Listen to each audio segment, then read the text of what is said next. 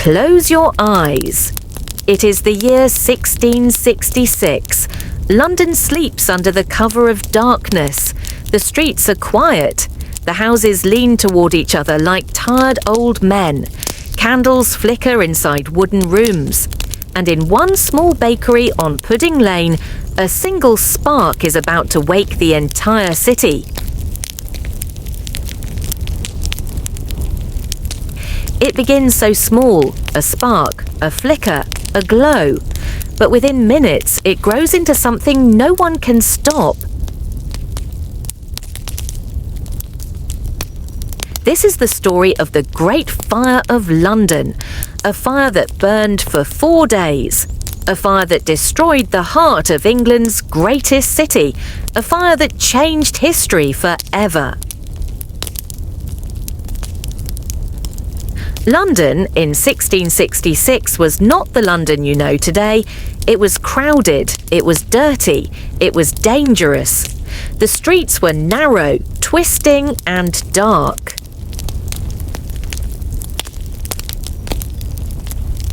So narrow that neighbours could almost shake hands from their windows.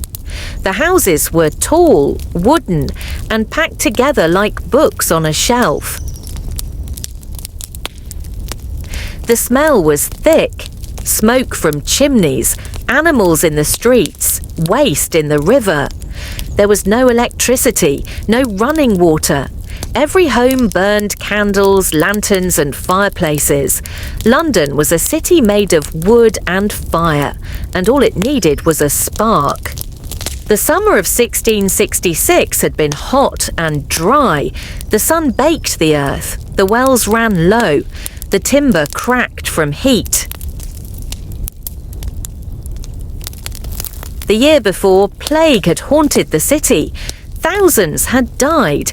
Fear still lingered in the air. But by September, people wanted peace. They wanted normal life again. Markets were busy. Ships loaded and unloaded goods by the river. Children played in the alleys. No one knew that the city was sitting on a powder keg. On the night of September 1st, Thomas Farriner, the King's baker, locked his shop on Pudding Lane. He and his family went to bed. The ovens had been hot all day. The coals still glowed. Sometime after midnight, a spark slipped out.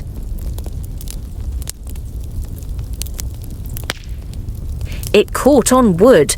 The wood caught on pitch, and the bakery began to burn.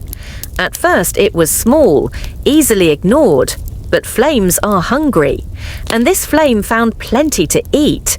The walls burned, the beams cracked, the roof caught fire. By the time the family woke, the bakery was an inferno. They escaped through an upstairs window, but the fire followed them. It leapt to the house next door, then to the one across the street. The wind picked up. It carried sparks across rooftops. The fire spread like a predator hunting prey. Neighbours woke to smoke and screams. They grabbed buckets of water. They formed lines. But the buckets were too small. The fire was too big. People shouted for the Lord Mayor. Sir Thomas Bloodworth came, saw the flames and shrugged. "Oh, a woman could piss it out," he said.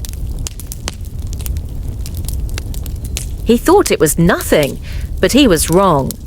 By dawn, half of Pudding Lane was gone. The fire had grown into a monster. Morning came and London woke to chaos. Smoke rose into the sky. The air was thick and hot. The fire roared like thunder. Families rushed into the streets. They carried what they could: clothes, chests, Bibles, children. Some tried to save animals, some tried to save goods. But most had no time. The fire was too fast. It leapt across streets. It swallowed shops, churches, warehouses. The wind blew sparks into the air. Ash fell like snow. The flames danced from roof to roof. By noon, the fire had reached the river. Warehouses along the Thames were filled with oil, rope, pitch and tar. Perfect food for fire. When the flames reached them, explosions shook the ground. The sky lit up with bursts of orange and red. The fire doubled in size, tripled in strength. People tried to flee across London Bridge, but the bridge was crowded. Carts and horses jammed the way. Smoke choked the air. People screamed and pushed. The city was burning, and there was nowhere to go. The king heard the news. Charles II sent orders: tear down houses, create fire breaks, stop the flames before they reached the entire city. But the Lord Mayor hesitated. He feared the anger of citizens if their homes were destroyed. He waited. And while he waited, the fire grew stronger. By evening, the flames stretched across the city. Streets glowed red. Buildings collapsed in showers of sparks.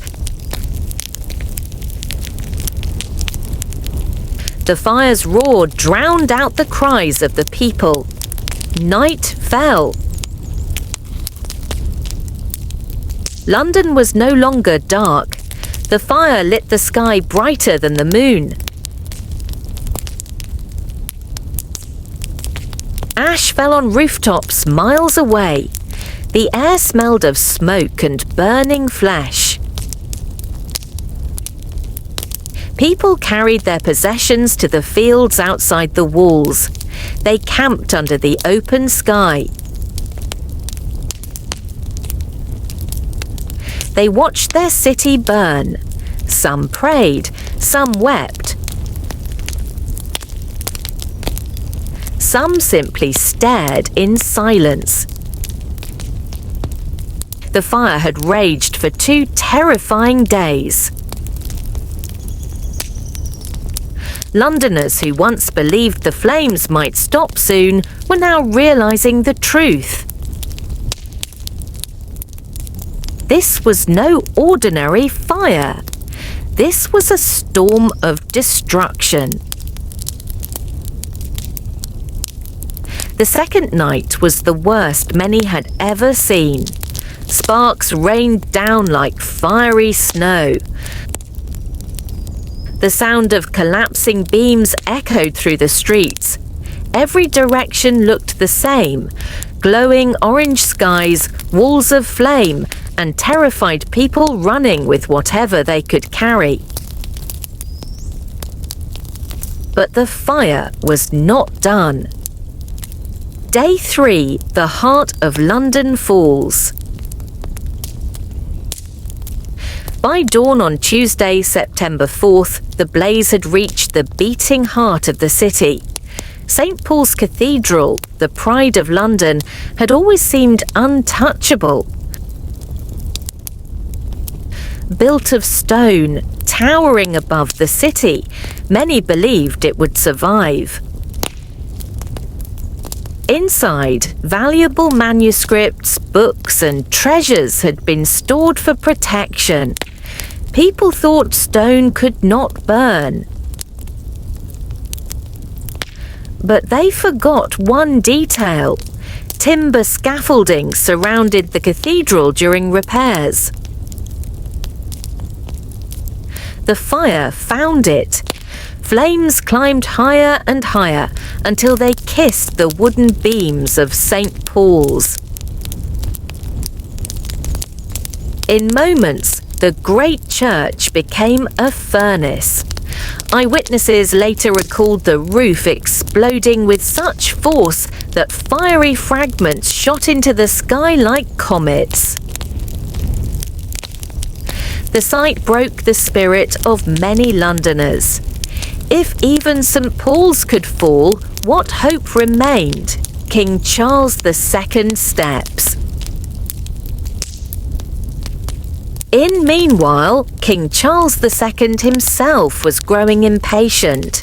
Reports reached him that his city was turning to ash, and still the Lord Mayor hesitated.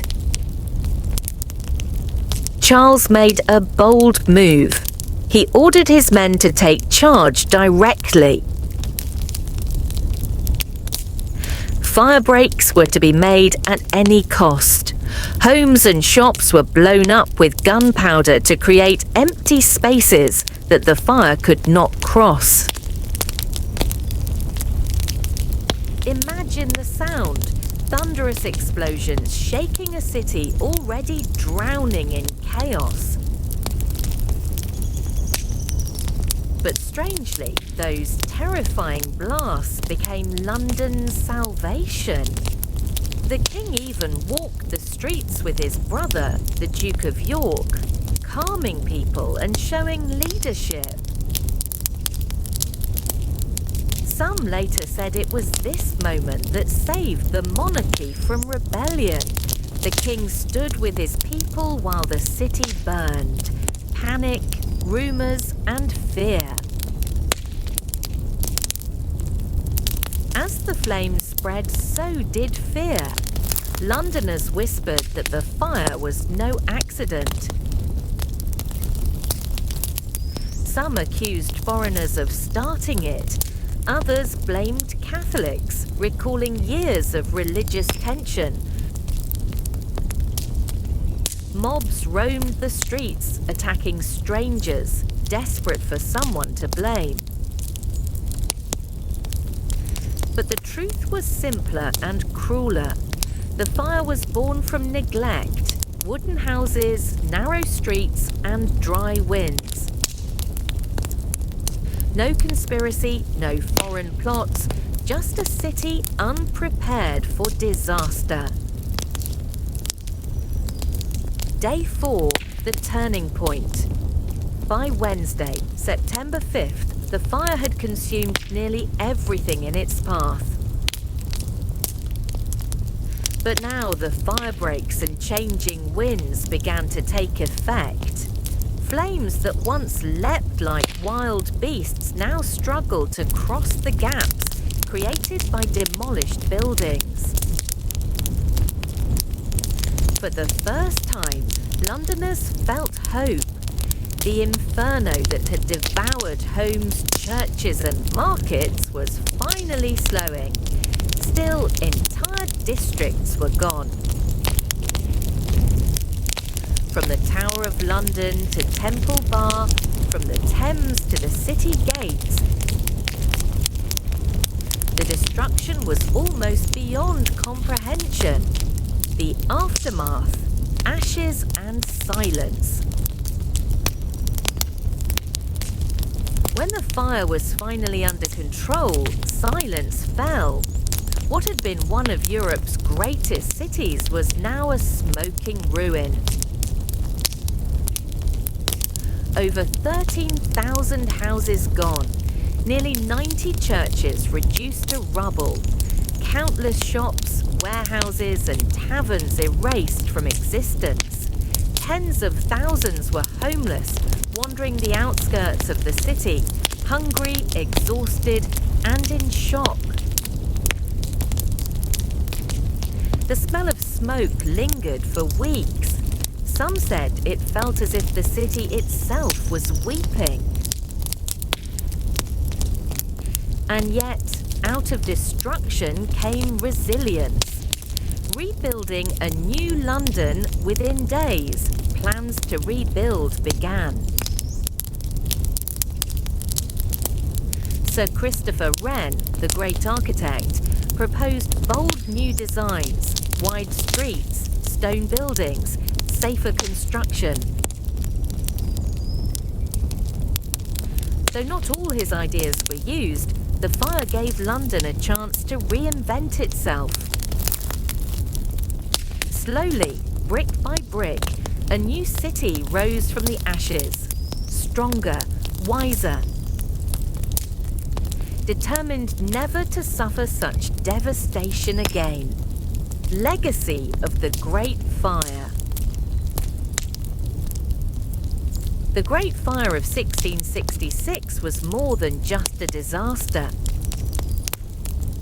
It was a turning point. It destroyed lives and property, but it also cleared away centuries of disease-ridden streets. Out of the ashes, modern London was born. The fire taught lessons about leadership, about the dangers of delay, and about human resilience in the face of catastrophe. Centuries later, people still tell the story not just of destruction, but of survival. Imagine standing on a hill outside London on that final night. Behind you, the countryside is dark and silent. Ahead of you, the city glows red, the sky choked with smoke.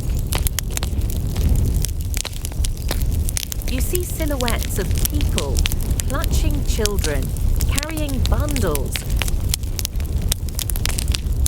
weeping as their lives vanish in flames. And then you hear it. The distant crash of another wall collapsing.